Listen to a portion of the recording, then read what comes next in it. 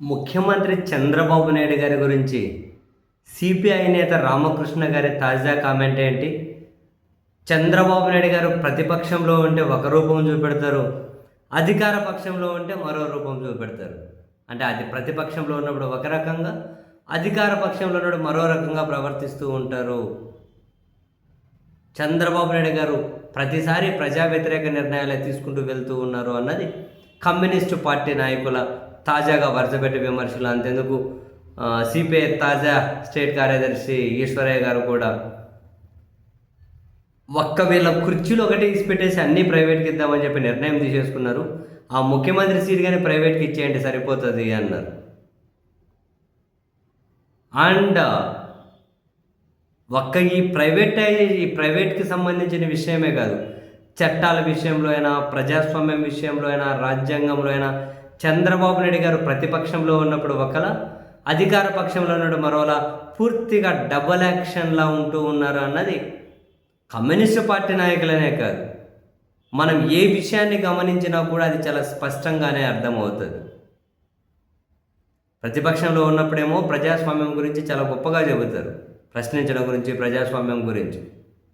అధికారంలోకి వచ్చారు అంటే తనని ఎవరైనా ఒక మాట అడిగితే తట్టుకోలేరు, అసలు ఆగ్రహం కట్టలు తెంచుకొని తర్వాత ఏం మాట్లాడుతున్నారో కానీ ఒకనొక విషయంలో తన కంట్రోల్లో లేకుండా పోతారు. తాజాగా విశాఖ స్టీల్ గురించి ఒక జర్నలిస్ట్ అడిగితే అసలు నువ్వు చదువుకున్నావు అన్న దగ్గర మొదలెట్టారు.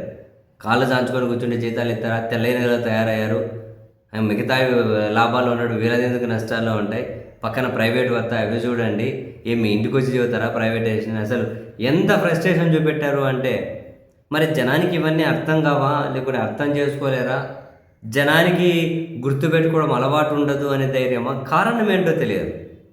సీరియస్లీ కారణం ఏంటో తెలియదు. కానీ ఇవన్నీ కూడా పతాక స్థాయిలు, ప్రతిదీ కూడా చివరికి ప్రభుత్వ మెడికల్ కాలేజీలను ప్రైవేట్ పరం చేసేసుకుంటూ దాన్ని కూడా జనానికి మీరు మనం మంచి చేస్తున్నామని చెప్పండి అని వాళ్ళ మీడియాను, వాళ్ళ నాయకులను అంటూ ఉన్నారు. అంటే ఆ దిశగా వాళ్ళు అంత అంత అంత ధైర్యంగా జనం దగ్గరకు ఆ మాటలు చెబుతూ ఉన్నారు, వాళ్ళ మీడియా ప్రచారం చేస్తుందంటే ఏమనాలి? నోరు తెరిస్తే కేసులని, నోరు తెరిస్తే బెదిరించడం.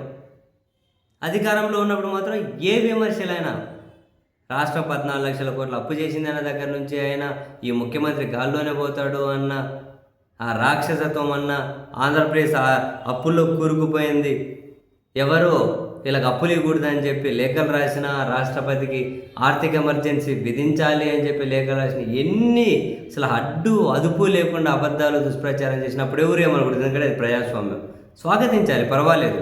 రాజకీయపరమైన విమర్శలు, ప్రతి విమర్శలు పర్లే. ఇప్పుడు అధికారంలోకి వచ్చిన తర్వాత దేన్ని కూడా సహించలేని పరిస్థితిలో ఉన్నారు, దేన్ని కూడా బేర్ చేయలేని పరిస్థితిలో ఉన్నారు.